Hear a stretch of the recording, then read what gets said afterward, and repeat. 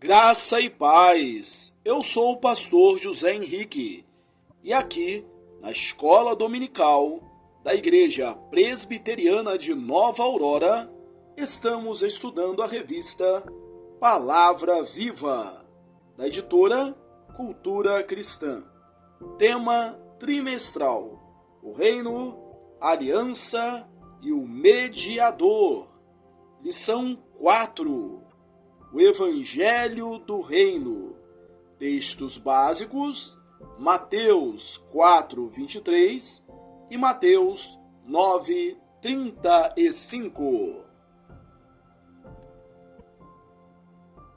Mateus 4:23.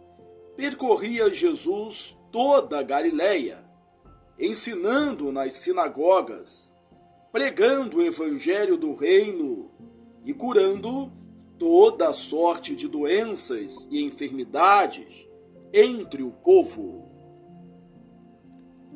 Mateus 9:35.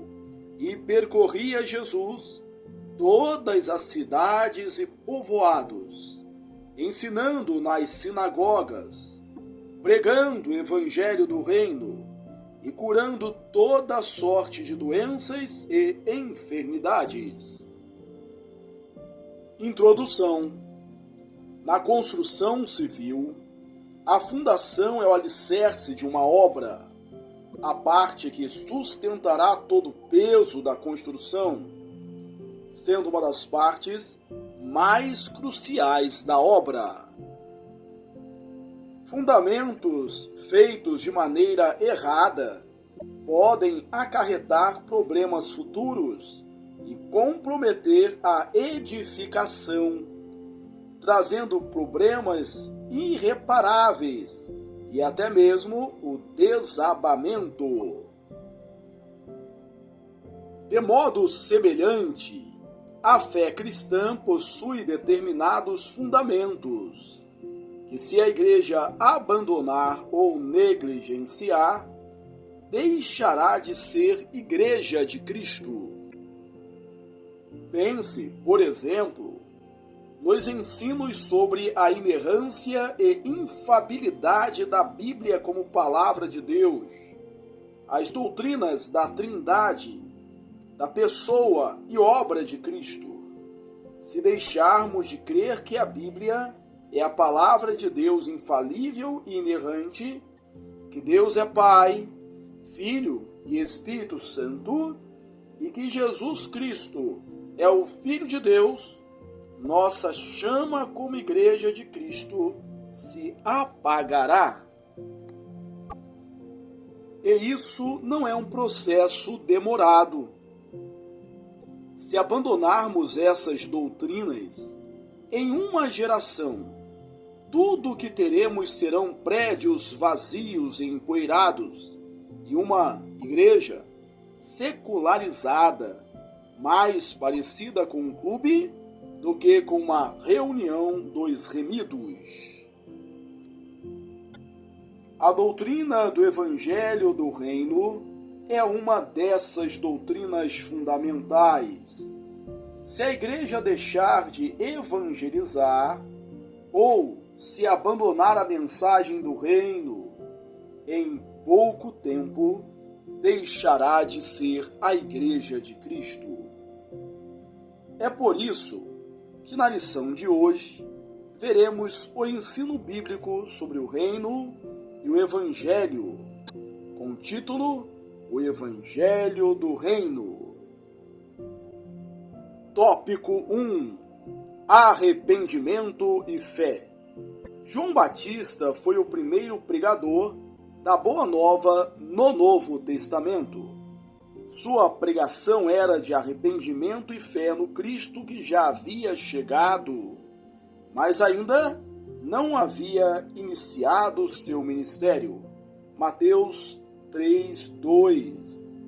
Com o início de sua obra, Jesus retoma a pregação de João Batista, ensinando a necessidade de arrependimento, Mateus 4:17, e de fé, Marcos 1:15.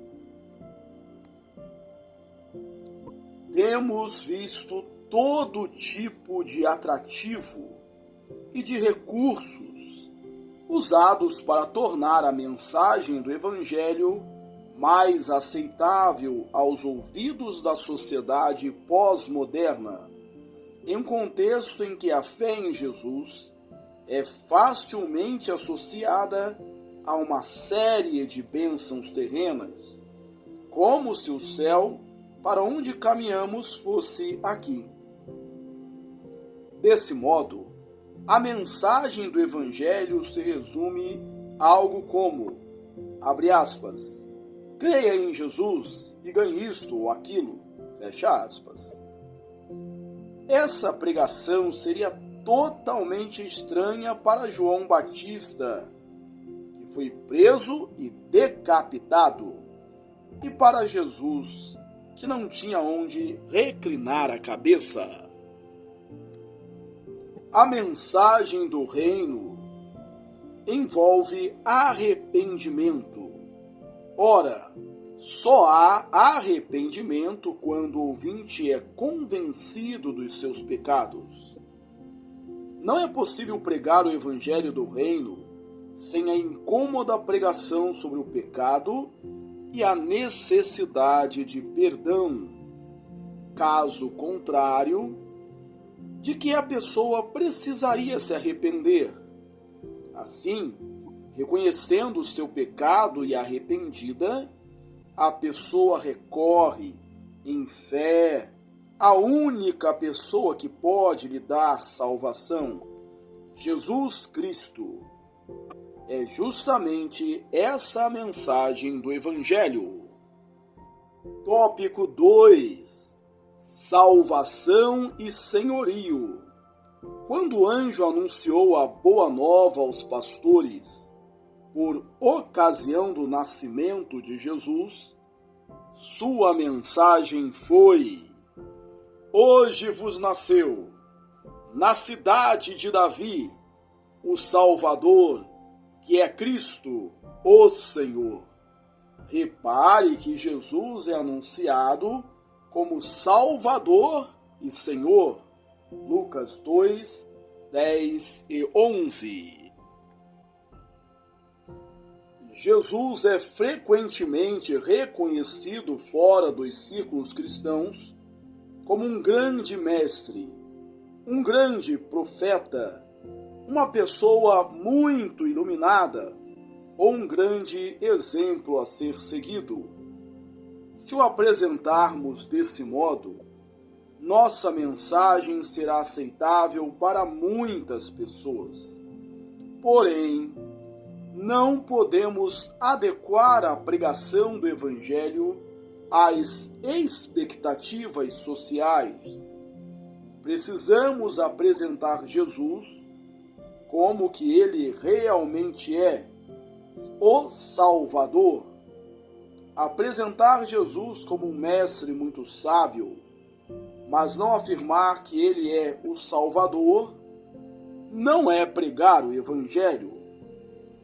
Dizer que Jesus é um grande exemplo de fé e compaixão, sem afirmar que ele é o Salvador, não é pregar o Evangelho.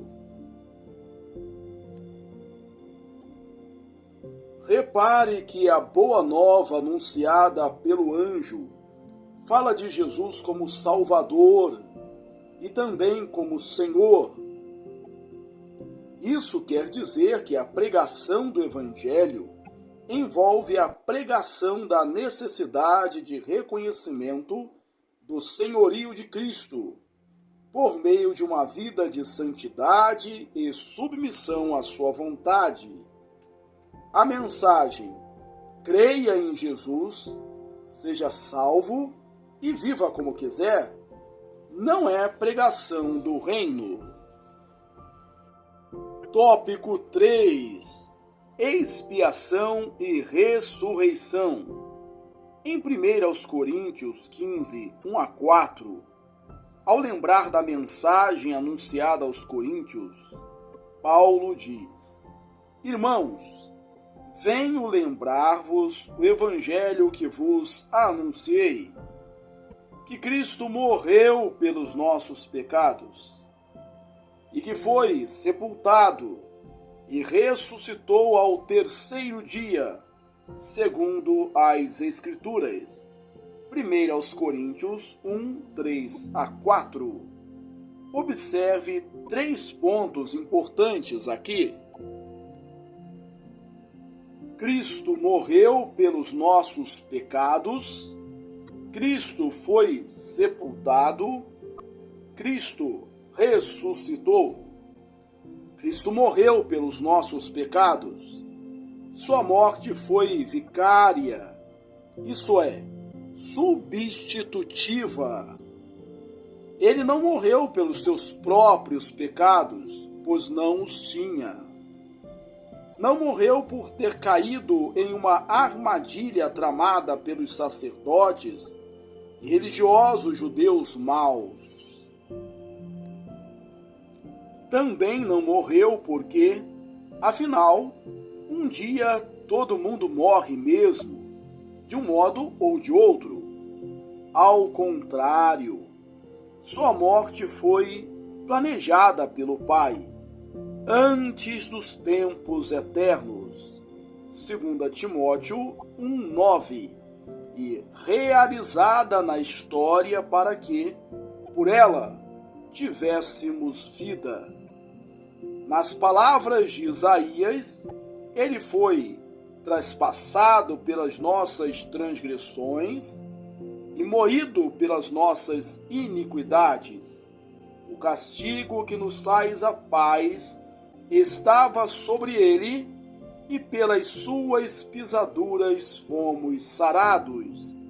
Isaías 53, 5. Cristo foi sepultado. A fé cristã é histórica. Os elementos presentes no relato bíblico podem ser encontrados por meio de registros históricos e arqueológicos. A historicidade da fé cristã sempre esteve presente em seus credos e confissões. Veja o que diz o credo apostólico sobre a morte de Jesus. Creio em Jesus, que padeceu sob o poder de Pôncio Pilatos, foi crucificado, morto e sepultado.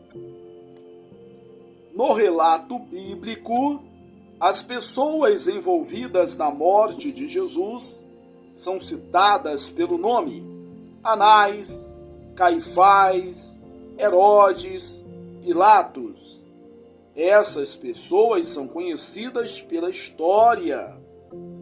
A pregação do Evangelho do Reino não fala de um Jesus imaginário, nem de uma coletividade que absolveu a ideia do Cristo, nem de um ser etéreo, sem carne, um fantasma, mas do Deus encarnado, que nasceu, viveu e morreu, que sentia fome e dor, que comia e sangrava, igual a nós em tudo, exceto no pecado.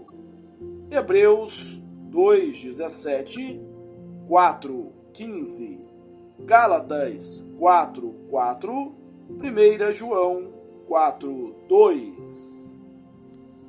Cristo ressuscitou. A sociedade em que vivemos é altamente materialista e secularizada.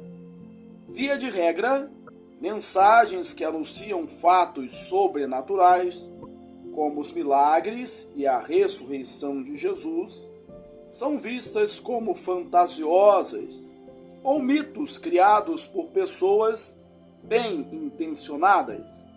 Isso, porém, não pode nos impedir de anunciar tudo o que há de sobrenatural na Bíblia, especialmente a ressurreição gloriosa de Jesus.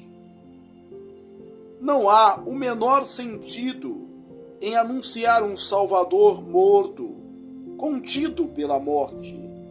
O Evangelho do Reino precisa envolver a mensagem da ressurreição física e gloriosa de Jesus. A ressurreição de Cristo está no coração do Evangelho, desde a primeira pregação depois da descida do Espírito Santo. Atos 2, 32. Em Romanos 2,16, Paulo apresenta outro elemento do Evangelho do Reino, a mensagem de condenação.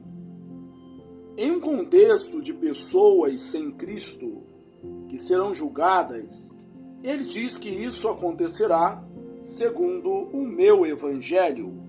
Romanos 2, 14 a 16. Quando a igreja anuncia o Evangelho do Reino, muitos o rejeitam. A mensagem deve ser anunciada de tal forma que fique claro para todos que a rejeição ao Evangelho do Reino implica em condenação. Pode parecer estranho que a mensagem de condenação seja chamada de Evangelho, isto é, de Boa Nova. Nesse caso, a Boa Nova é que no reino de Deus entrarão os remidos do Senhor e somente eles. Tópico 4. Discipulado. Na grande comissão, quando Jesus ordena que seus discípulos anunciem o Evangelho, ele diz que eles devem fazer isso, ensinando-os a guardar todas as coisas que vos tenho ordenado. Aqueles que são alcançados pela graça salvadora de Deus em Cristo e se tornam cidadãos do reino de Deus, precisam aprender a viver como cidadãos desse reino. Como vimos na lição anterior, entre as duas vindas de Cristo, o reino está se expandindo, alcançando pessoas de todas as nações. Aqueles que vão sendo alcançados precisam ser ensinados a viver de modo agradável ao Senhor já nesta vida, na tensão do já e ainda não. Isso é feito por meio do discipulado. Em outras palavras, o Evangelho do Reino envolve a educação cristã. Conclusão: o Evangelho do Reino é a boa nova da redenção em Cristo. Essa boa nova envolve as velhas e bíblicas doutrinas de arrependimento, fé, senhorio, salvação pela graça, condenação, historicidade da fé cristã e discipulado. Há mensagens mais novas, mais politicamente corretas, mais aceitáveis à sociedade pós-moderna, mas não são o Evangelho do Reino. Aqueles que são peregrinos neste mundo e caminham para o reino precisam anunciar com fidelidade o Evangelho do Reino. Aplicação. Avalie com cuidado a mensagem do Evangelho que você recebe na igreja ou nas redes sociais. Ela condiz com o Evangelho verdadeiro? Tenha repulsa por tudo aquilo que não esteja de acordo com o ensino bíblico sobre o Evangelho do Reino. A Igreja de Cristo precisa estar atenta à mensagem que deve ouvir, seguir e anunciar. o Evangelho do Reino. Concluímos a leitura da lição 4, o Evangelho do Reino. Texto básico, Mateus 4, 23 e 9, 35. Que bom que você chegou até aqui. Deus te abençoe ricamente. Aproveito esta oportunidade para convidá-lo a ler os meus livros. Você é o que você fala e você é o que você planeja. Até a próxima, se Deus quiser. Um forte abraço.